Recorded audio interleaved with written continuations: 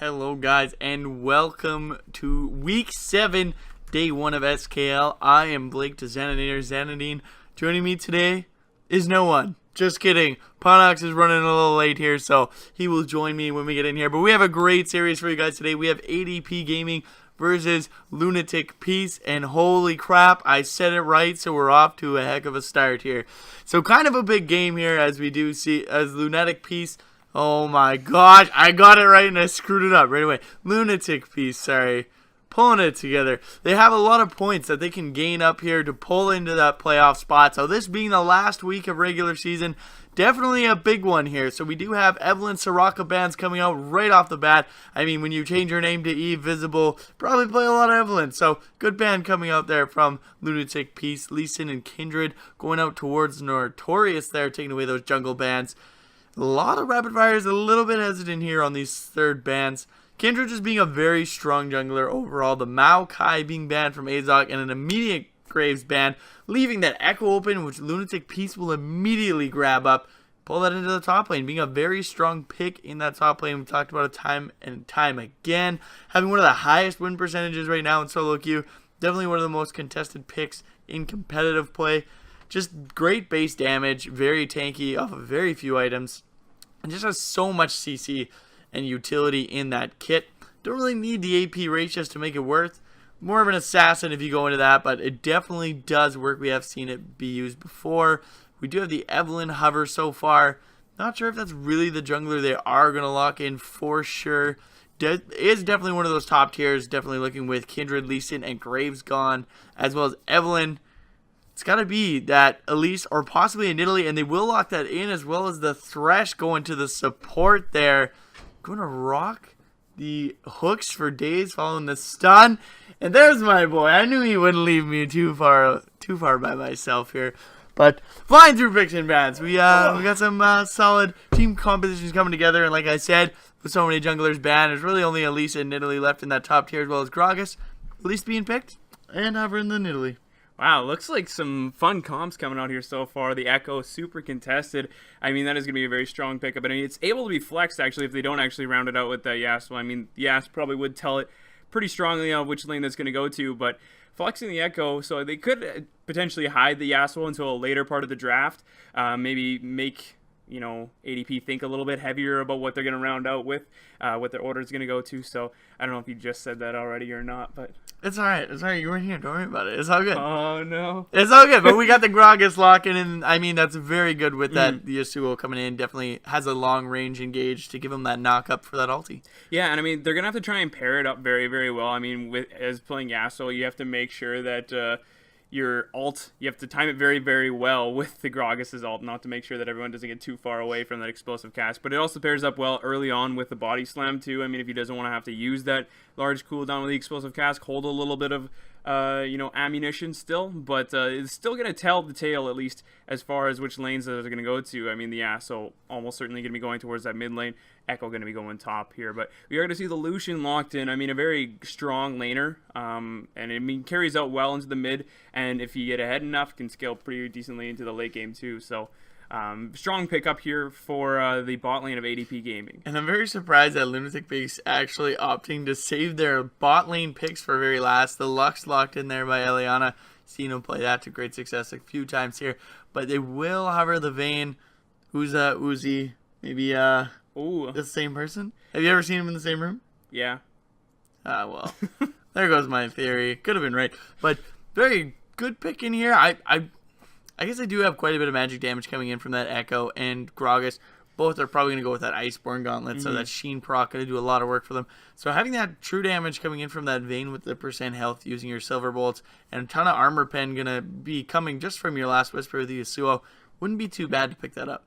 Absolutely not, but I mean, as far as the laning phase goes, Lucian, he duels pretty well, and I mean, he's such a strong lane bully there, has potential to put him down, but putting something like the Alistar there that's going to have some front line and some beefiness in that bot lane, and then it allows them for engage if they want to set something up, especially with the Gragas that's going to be able to have some early pressure, get this lane Vayne excelling very early on. getting her to that late game point where she's just going to be able to melt through any front line they have, but they do have such a squishy comp. It's tough. Yeah, just kind of flex your muscles from behind the lines. But it's definitely a very skill-oriented matchup, that one. But I was going to say, going to flex that top pick, and they will grab the Poppy, another quite contested pick, even after her nerfs. So, going to be that Poppy versus that Echo. Seen that matchup a few times. It's going to be very interesting. Honestly, it's one of the matchups that you probably want to go into the Echo. I mean, he has such a strong laning phase just with the amount of flexibility he has, I guess you could say, just the amount of mobility that he has with his E, as well as, I mean, he's got the shield, he's got the stun, he's got the Q with his slows. He's just got so much built into his kit there. He's just tough to deal with. So something like Poppy that can play very safe and at least try and counter and set stuff up for plays that the Elise might potentially want to make, it's probably one of the best options they could have gone with, because there are a lot of laners right now that are strong, but Echo just destroys them. So it's going to put them super far behind. I mean, something like a Maokai, if you get behind a little bit early on to the Echo, you get punished extremely hard. So it's tough to pick that in, where Poppy, she at least has some dueling potential, especially when you get that Iceborne Gauntlet, when you get that Balmy Cinder. You're going to at least be able to trade back and forth with the Echo a little bit there. So far, I like the comps from both teams. I feel like Lunatic Pieces comp is a little more out there with the Yasuo and the Vayne, but I mean, all in all there, I mean, they've kind of built it very well, especially going with the Alistar that rounded out the Yasuo. He's going to have a heyday if they're able to set up a big play with the Alistar. So all in all, I mean, both teams seem to kind of be playing to their strengths. Yeah, and I think ADP has a lot of pick potential. It's not really one of those wombo combo-y team fights that they usually like to stick to. And I mean, I guess we have Flamefire playing support this game instead of jungle, so we're not going to see that Sejuani just kind of get put in the back lines. Which is kind of surprising. But, I mean, let's be real. I do like the comp coming up from them. They have, like I said, a ton of pick potential. You've got the Thresh Hook followed up by even their stun or a snare. You can follow any of those up with each other. And just that beefy front line from Poppy just kind of gets so tanky. It's hard to deal with. But at the same time, there's so much engage coming in from the side of Lunatic Piece. It's going to be very hard to deal with. But I feel like the early game side is definitely in favor of ADP. Got to give it to that Lucian Thresh lane going in there. And I mean, Yasuo does take a little bit of time as well to scale. So very curious to see. I think that mid lane, if Last Udyr can play it well, Spell Shield a lot, or not Spell Shield, sorry, Wind Wall, a lot of those E's, don't let himself get pushed in too much, should fare quite well. Yeah, and I mean, I also like how they didn't really build the comp around the Echo engage either, as we see some teams doing it. Just Echo takes so much time to set up with the parallel convergence. So setting up with an Alistar that has a lot of potential there, just a flash pulverize or headbutt pulverize, or even just the Gragas too. I mean, the Echo's going to be more or less follow up and clean up at that point. They're not going to depend on him as much. So the Poppy right now seems to be one of their main engage forces there, where the Echo is more or less a plan B. So they have the Elise there, so they have the Poppy, so that's going to be their two big engages that we're going to be looking for. I'm just curious whether or not this Evelyn's going to be building more tanky side, or she's going to go for the burst potential and try and burn out one of these carries, because after that's gone, they're going to be lacking a little bit of the damage if they're not able to, if they pick out the Vayne and the Yasuo early on. So if they're able to blow through those targets, I mean, the rest of it could just be cleanup after that point if they're able to back up with damage. So we're going to have to see how this Elise decides to build it out. And that's the thing is, when Elise does snowball, it gets very scary if you decide to go that full AP route, especially once you're ahead. It's a lot safer to do that because you're not going to get punished as hard getting that damage early game, then starting to build tank. But wouldn't be surprised to just kind of see the same build as Gragas, getting that early Runic Echo to get a little bit of damage, and then just straight tank. I know Deadman's played very efficient on that champion. You get a lot of movement speed in spider form, as well as pulling it off with getting that movement speed from that as well. You used to be a quick spider. Yeah, and I mean, Runic Echo and just going with a full movement speed build is like one of my favorite things in the jungle right now. You just go the Runic Echo, you go some Moby Boots or Merc Tread, something like that, and then you just round it out with the Deadman's Plate. There we go. And yeah, then you're just ripping through that jungle, and it boosts your efficiency so much. I mean, you're able to travel between the lanes so much more. You just put so much pressure on the map that way. You're able to clear a lot better, so your numbers are higher, more gold income, translates a lot better. So movement speed wins games. Here comes the money. Just start rolling in that dough. Yeah, that mad Skrilla, man. That mad Skrilla.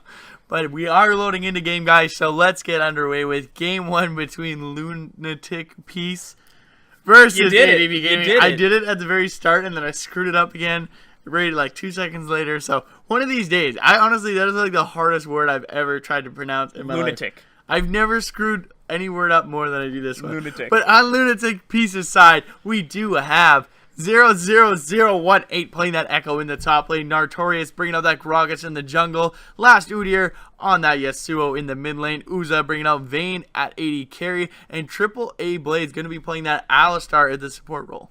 And on the red side, we are going to have ADP Gaming with Azog playing Lollipoppy in the top lane.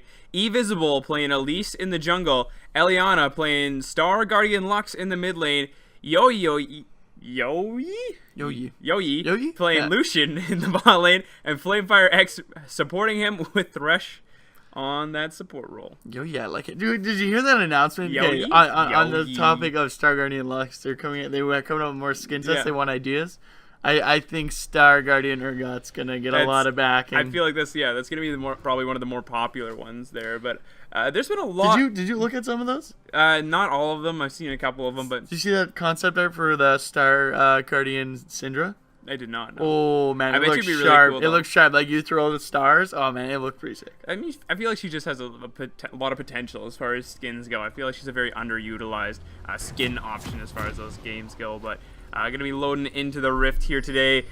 Speaking of Reddit, though, it's been a very, very busy day. I don't know if you saw the Vlad rework. No, I didn't even look at it. I was too busy scrolling through all the TSM Salt Yeah, all pages. TSM Salt Just threads. seeing, making sure I wasn't the only one that was still a little. No, I'm good now. It's Yeah, but it looks like they'll be reworking his E actually to be like a kind of delayed AOE burst. That's kind of But cool. you I think have to- he's kind of a champion. His kit's pretty outdated, so I'm kind of glad to see him getting a rework. But we do have an early invade here, it looks like, and they are going to get spotted out. Oh, just going to drop a ward. But Lux will start that snare. They do catch AAA Blaze out. The flame not going to be quite far enough, and he actually flashes anyways, and he was quite safe there. I don't think that was necessary. No, and I mean also the fact that Flamefire X started the E even though they were going for the early catch there. I mean, he could have started hook, still would have been fine in laning phase. I mean, even though you want to start your Flay to get that early auto attack off so you're able to pop the Relic Shield. I mean, you could just, time the auto attack really well and lane there and try and get it, but get that early level 2. But, I mean, the hook would have put a lot more pressure on the Alistar. Still forced the flash no matter what with the Flay, so, I mean, it all worked out in the end after all. But still, I mean, it looks like we might have the Evelyn starting on the top side with the Krugs there to hopefully go for an early bot lane gank here. They might try and put that pressure bot side there, maybe get this Lucian rolling a little bit here and put the pressure on Uza. We don't want to get that Vayne kind of rolling right off the bat. It wants to shut her down, so that they're going to try and at least force the last Udyr to attempt to carry the game if they can shut her down early on there and maybe take down her pressure a little bit in the team fight. And it's going to be a good start for last Udyr. Lux having to start that late binding, so it's going to be a little harder for him to clear lanes. Well, for the level 1 anyways. So should be able to put a little bit of pressure here. Did start E, so going to be able to dash around a little bit, but does get snared there. Like we said, that Thunderlord's pass is doing a ton of work. But did he go grasp for the Undying on that Yasuo? It is something that I've seen a lot of Yasuos do. I mean, with the changes to the Warlord's Bloodlust, there's been a lot of variation as far as what Yasuo is going to be going with his masteries. I mean, I've seen some Fervor of Summoner's still good in that bot lane for the side, and it's actually I didn't even notice it's actually cleanse on the Vayne as well as heal AAA Blaze, but 0018 gonna be in a lot of trouble, and that's gonna be Azog with that first blood in the top lane with the Evelyn going top there. Great early gank to get him ahead as Gragas just kind of farming in the jungle there. And I mean, that's something that you absolutely want to be doing against Echo, because Echo is a champion that is so oppressive if he starts getting ahead. So giving the Poppy a little bit of breathing room there, giving her a little bit of control in the lane there is going to be slowly shutting that down. But we do see Visible coming in there. He does still have that stun available. Gotta wait for it. Does that level 2? Very well played there by the bot lane. But meanwhile, we have Azog going into the top there as well as Flamefire is going back in there. The level 2, might be able to get the Thunderlord's proc going on AAA Blaze, but he's going to walk away. Heal still available. Ooh. All summoners still good in that bot lane for the side. And it's actually, I didn't even notice it's actually cleanse on the Vayne as well as heal AAA Blaze. But 0018 going to be in a lot of trouble, and that's going to be Azog with that first blood in the top lane with the Evelyn going top there. Great early gank to get him ahead as Gragas just kind of farming in the jungle there. And I mean, that's something that you absolutely want to be doing against Echo, because Echo is a champion that is so oppressive if he starts getting ahead. So giving the Poppy a little bit of breathing room there, giving her a little bit of control in the lane there is going to be slowly shutting that down. But we do see Visible coming in there. He does still have that stun available. Gotta wait for it. As that wind wall is up there. This binding going to land out, however, and they're going to go in. Is he going to be able to get that noxious bite? Is going to have to back off as the TP is coming in from 0018 though. Might go a little deep there, taking that turret shot. He does flash in for it, but Invisible is going to get out. The snare not quite available, but that's going to be a TP coming up from Echo. Another great advantage there for the side of ADP Gaming. I mean, still, great that Evisible was able to use the flash and get away from that, because I thought she was going to burn the flash and die for it anyways. Was able to get away from that. Good on her. But still, Evisible showing that she's really trying to put down the pressure there in the jungle there with this Elise, the very early game Elise. But looks like Nartorius. Yeah, he may be in a bit of trouble as the bot lane is starting to collapse, but is he going to be able to pick up that kill in time? And he will. Is he going to be able to get out? Is the next question. As he goes in for the body slam and the flash. Immediately with a pulverized headbutt followed in by AAA Blaze, and they're going to be in a bit of trouble here as Flamefire does have that flash available if it is needed, as they're trading quite well. Uza going to go in. The flash coming in from the AD carry, and Yoyi is going to be in a tough spot. The TP coming in from Azog, though. Is he going to be able to turn against the stun? He's going to pick up the double buffs. Now he's going to turn on to AAA Blaze, who doesn't have the summoners available. Neither does Uza, and that red buff's going to do a ton of work to slow the rest of the team, and they're going to keep following in. That's a kill picked up by Flamefire, and they're going to keep going on Uza here. Still have that red buff as Yoyi needs to back off the flash stun. Not going to quite land, but that's another kill, and that's a 301 Poppy at 5 minutes with that Cinderhulk, and Azog got a huge advantage here as last Udyr very late to the party. Great collapse there by ADP. Yeah, they immediately recognized that Evisible was going to get caught out there. She repelled right down, and then she had no escape after that point. So they recognized it. Bot lane came up. Evisible knew she was going to die, but at least was going to be able to try and turn something at that point, getting a bigger advantage than they were going to lose from that one. Worked out perfectly. The teleport coming in there from Azog at the top lane, panning out incredibly there. Poppy just having so much CC back and forth. I feel like she got 3 heroic charges off there. Even though this is the newly nerfed Poppy there, I feel like the heroic charge is such a strong summoner, especially in choke points like that. If you're going to have those jungle fights, worked out perfectly for him. They're able to pick up a huge advantage. Now this 301 Poppy almost completed the Sunfire cape, where Echo, we see here, he's just got the double Dorans right now, as he's going to try and just sustain and lane with his Q as much as he can, just because he wants to have the mana regen. He's going to be behind so much just because he sacrificed the early Bomby Cinder there just to go for the double Dorans. So now that Poppy's got this, just this lead in the lane, Echo's going to have such a tough time. I feel like he's going to be the one that is going to be getting the most behind. Right now, we see that he has the advantage right now just because he did kind of have some free time in the top lane when the teleport went through. But Poppy looking to make some plays again here in the mid lane. Like you said, it is so far ahead. It can afford to kind of leave these lanes and help out. And the mid lane definitely going to need that help. Down down 22 CS here. A bit of a discrepancy. Has those 3 assists, but not going to make up for that huge CS discrepancy. But Flamefire going to be in a bit of trouble here. Yo, you're going to go. The flash, the head pulverize, goes in through. Flamefire's in a bit of trouble, and he's going to just flash the wall there into Dragon. So very well played, getting out of there for a really minimal cause. But the stun going to come through from Invisible. The snare coming out from the Lux doesn't have that final spark available. Are they going to be able to go? The repel not used as the flash comes out from last Udyr. He's going to get away, having to use both summoners though. And the Goon Squad starts making their way mid lane here, but nothing going to come out of that. So a very proactive play here from Lunatic piece, but nothing really coming out of it. There was a lot of summoners and a lot of big cooldowns blown on the side of Lunatic piece there, actually. We saw that the Alistar used his flash there to try and get the kill onto Flamefire, but Flamefire just flashed the wall, able to get out easy peasy, no problem there. But they might try and go for a play here on AAA Blaze. He's got to be careful. He doesn't have that flash available, as we said. He did use it, and he's actually going to headbutt Yoyi, which makes it dodge the hook. So kind of a slick play there coming out from him. Maybe not totally intentional, but very well done nonetheless. Yeah, but as I was saying, there was some big cooldowns still down. Uza does not have his flash. AAA Blaze does not have his flash. Last Udyr does not have flash or exhaust. Nartorius flash still down. Only one who has flash on their team is the Echo, and he doesn't have teleport advantage to try and follow up or collapse on anything there. Oh, and they're gonna go in here. A great flake coming up from Flamefire, and he actually lands the head or the hook as he gets condemned into the wall, but he's not gonna get away this time as he does not have that flash available. One more Silver Bolt proc should do it, and there it goes as Yoyi gonna try and get himself out, but kiting very well. Gonna turn around with the calling. He might be able to pick up a kill. He does pick that up, and he might be able to keep going for more as there's no level 6s on this bot lane. But meanwhile, 0018 gonna be in a bit of trouble as he's getting ganked here by Invisible. Gonna throw out, but not gonna be able to catch him as he ease out. Just getting away from that cocoon, and it looks like in the bot lane as well, Yoyi just managing that 1v2, and it's gonna throw out the master, getting away from the gank. Why not? You go, flex your muscles a little bit after you save your own keister. Yeah, that was such a close Cocoon actually from Evisible, a lot closer than I think he might have expected it to be. I mean, he E'd right along the lane of it, but it just happened to proc that minion there instead.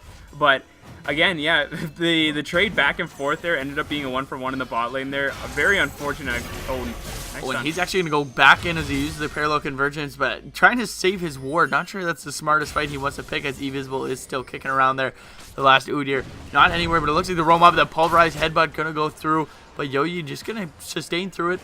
Sit there, take it. They're going to take the shield from the lantern just in case he needed to get out of there, but they did still have the level advantage. Flamefire just hitting level 6 now, so AAA Blaze doesn't have that unbreakable will. This would be a pretty good time to go offensive. He is quite low on mana.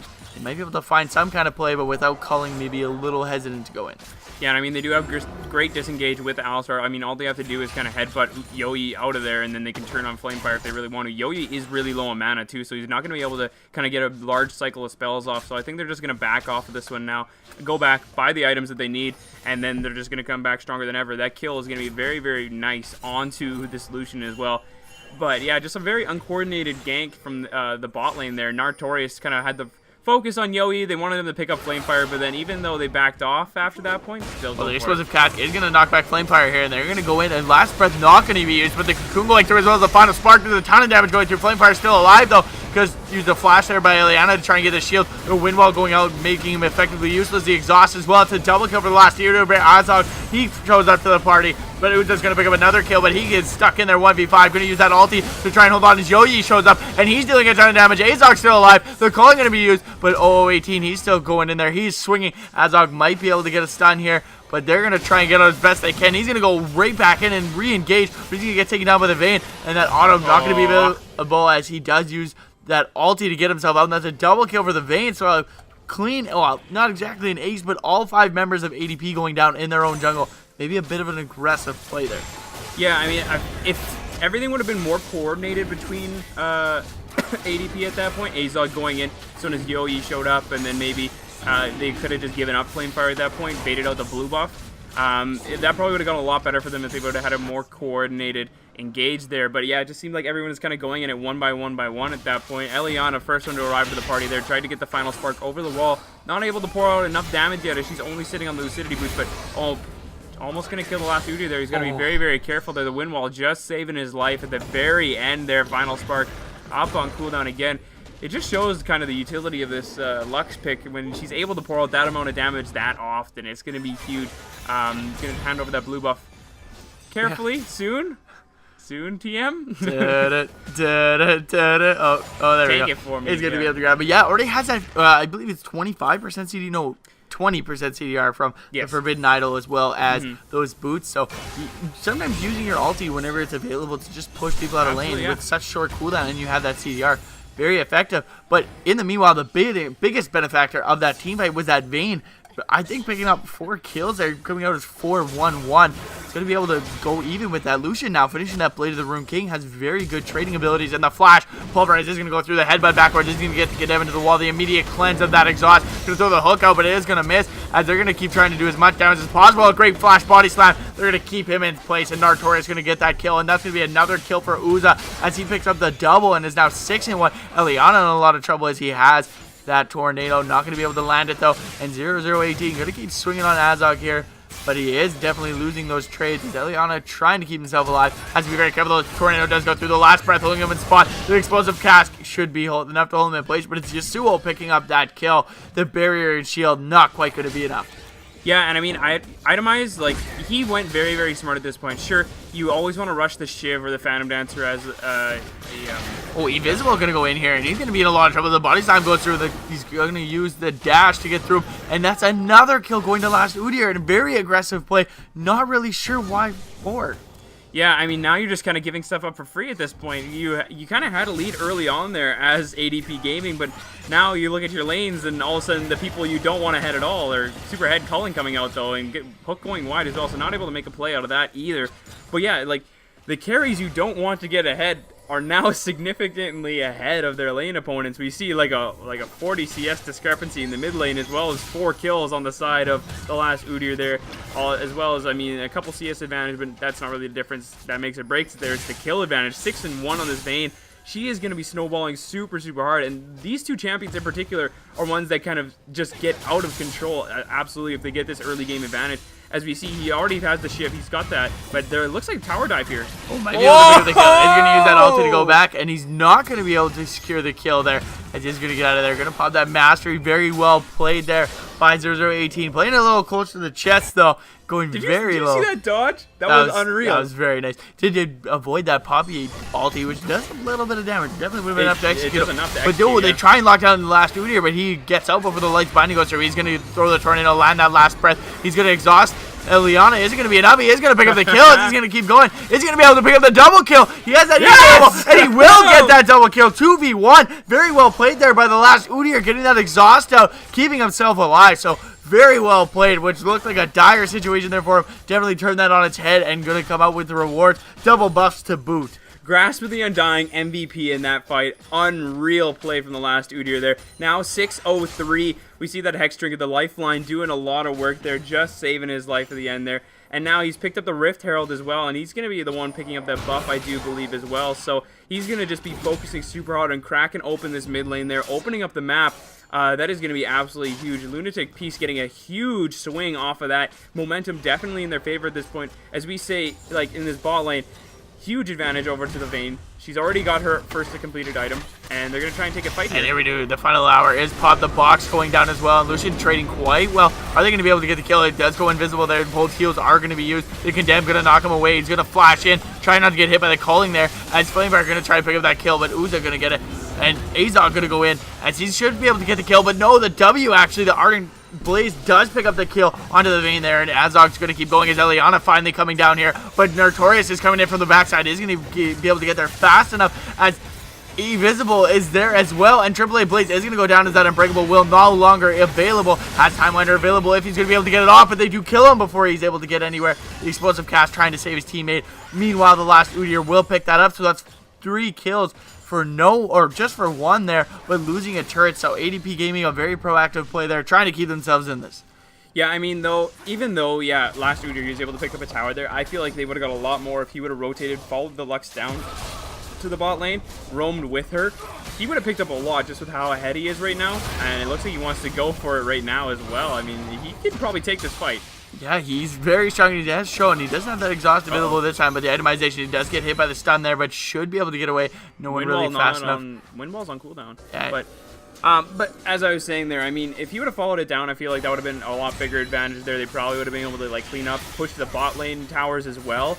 But I mean, opted to take 2 towers in the mid lane, which is huge in itself just for map control. Because I mean, he's already kind of taking the Elisa's jungle away from her, and that's not even Gragas right now. Gragas still ahead in his own respect there as far as the CS department goes. But this Yasuo, I mean, he's got a huge advantage. 60 CS now, just growing further and further and further. And he's going for the last breath there. He does land it up. The lantern is available. He is going to drop down and immediately grab that to get himself to safety. The last Udyr, he does get hit out there. Are they going to be able to combo him? He will get hooked. The final spark going to go up, but he is going to flash that as he is going to have the Hex trigger pop there. The exhaust going out as well. The stun going through. Are they going to be able to secure the kill? They would. And meanwhile, Yoyi going to go down in the bot lane, and they're going to chase down AAA here. He is going to get hooked. Has that Unbreakable will if he needs to break more CC. So it's going to be the chase as Azog is coming down from the top lane. Going to try and cut him off. Or as Krembo would say, give him the old pincer. But they're not going to be able to find it. Oh, he does go back in for the headbutt, trying to delay as much as possible, getting Cocoon there. But it is taking them forever to kill this Alistar as he finally goes down. Azog picking up the kill, trekking all the way from top lane. But are they going to lose the turret for that? Yeah, almost certainly. I mean, Echo, he does have a lot of pushing power when he uses his E to kind of help out with the turrets there. And he's probably going to pick that up, honestly. Azog having to abandon his own tower there is going to give that up, I feel. And then they're going to pick up a dragon on the flip side of that. So, I mean, sure, you got the kill in the Alistar, but at what cost, really? Last Udyr getting shut down was pretty huge. I mean, he did have a lot of gold in his favor there. But now we see Vayne backed, and she picked herself up just a Phantom Dancer, just straight out.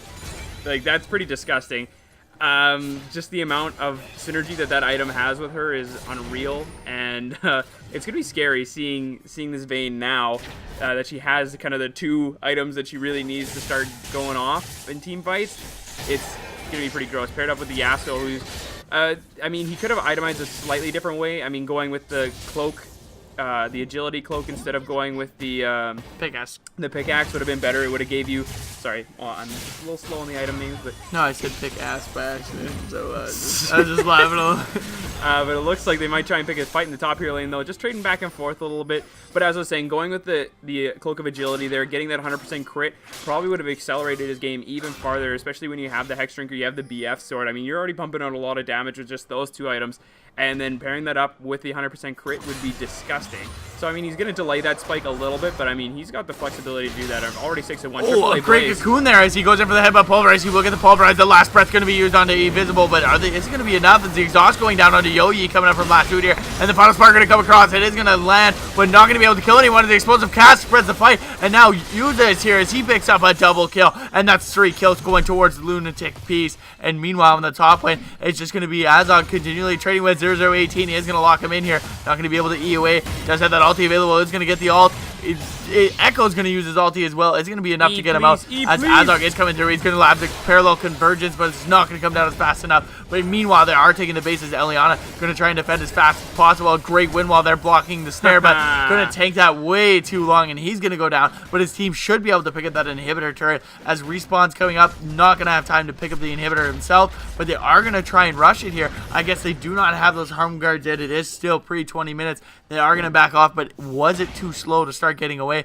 As Flamefire going to try and make up the gap, but doesn't have any of those boots. Those Moby boots finally kicking in. You're not going to catch that Alistair. Yeah, and it's a little unfortunate as well. I mean, you did have the Yasuo who just went a little bit deep under the Nexus towers there. If he was there, they would have picked up the inhibitor, would have gotten them a lot more pressure. But now they're going to have the ability to counter push as everyone has to back at this point. So they're just going to probably pick up a tower here for free, honestly, as they did stop the back on Notorious, actually. But Uza pretty healthy still, same with AAA Blaze. So they might actually go for the re-engage here as they're putting out a lot of damage. And he's going to be forced to flash as they do go in. The TP is going to come in here from 0018, and Flamefire does land the hook onto Uza, but his immediate cleanse. He does throw the explosive cast and knocked and calling out of there. Had a great parallel convergence, getting the one stun up. Uza going to be able to dodge out, but Azog is going to show up late, securing that kill, and they're going to keep chasing down as that ulti not quite available for Echo. Just a few more seconds, invisible, in a lot of trouble. A great block from the binding there of the wind wall, and Nartori is going to come back into the fight. He is going to land that tornado on 2 targets, but not going to be able to use that last breath as he doesn't want to fully commit to that. The body slam going through, but a great deny there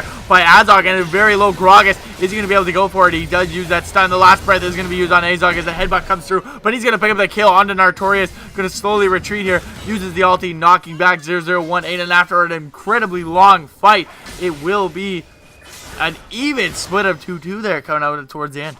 Honestly, Azog is just doing everything right now for ADP Gaming. If he was not so ahead, like, they would not even be halfway into this game right now. He is doing so much work in these team fights, frontlining everything. He is single-handedly forcing the last Udyr to not follow in on these priority targets. He could have followed in that Lucian, but he would have 100% died on that one. So, I mean, it's forcing him to play a little bit more cautiously at this point. So this Poppy pick doing wonders. And I mean, just with that, the W as well, not letting the Gragas body slam in, not letting the Echo E into his targets, not letting anybody tumble or dash through any targets as well.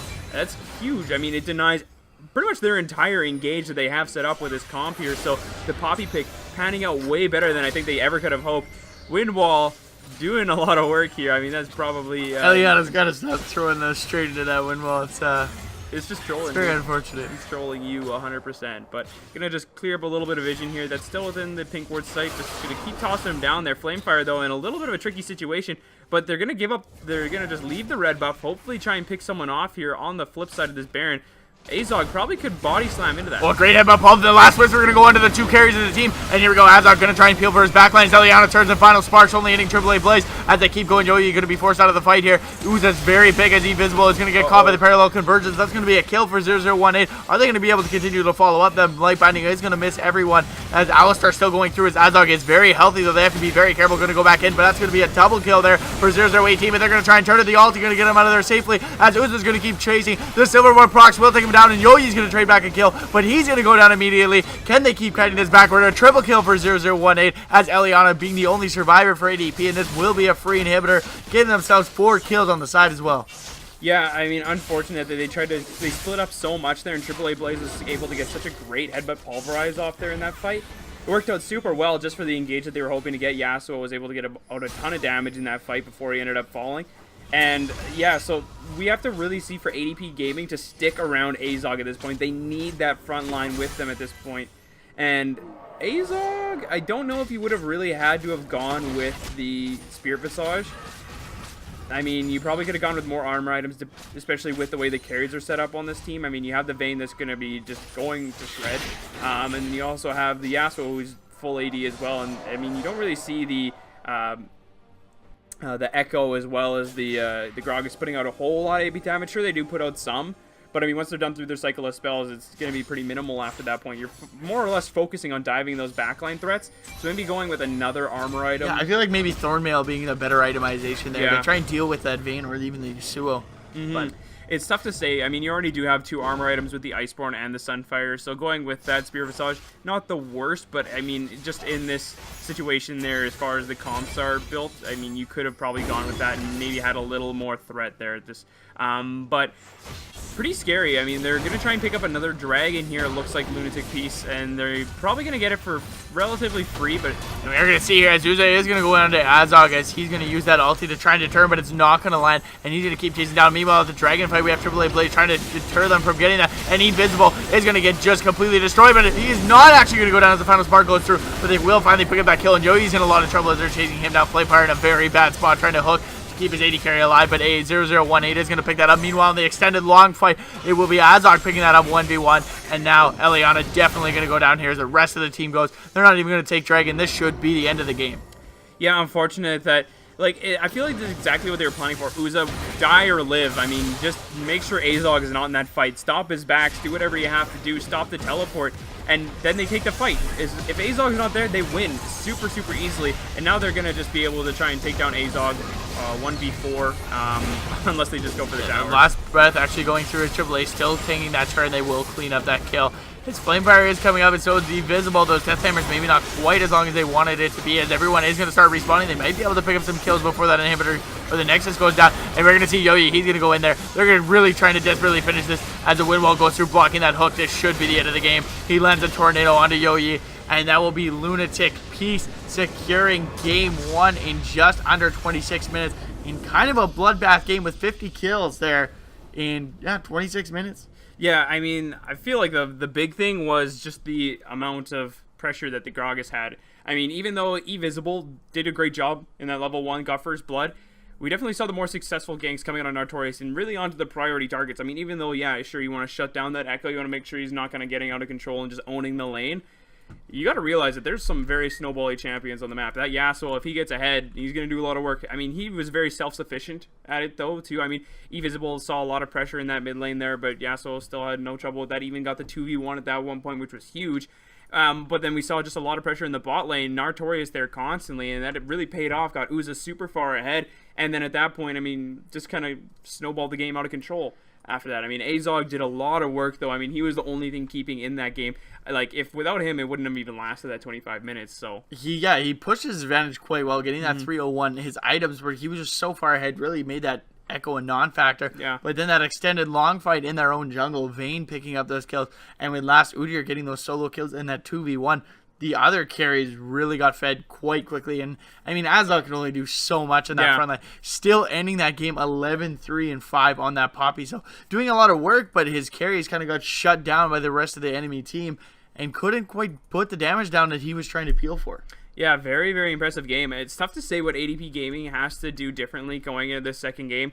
I feel like their solo laners, or not just their solo laners, Eliana in particular, has to just kind of go on a very, lane bully champion, because it feels like the last Udyr is one of the catalysts for getting these games snowballing out of control. You're same with Nartorius. So if he can kind of put the pressure in the mid lane and at least keep them under control there, keep them down, because we even saw just in CS department, before there was even any kills on the map, the last Udyr had quite a CS discrepancy there by himself. So I mean, very early, and I mean, lead. Yeah, exactly. So he itemized very well too. Went with the early Hex Drinker and then started building into the Shiv.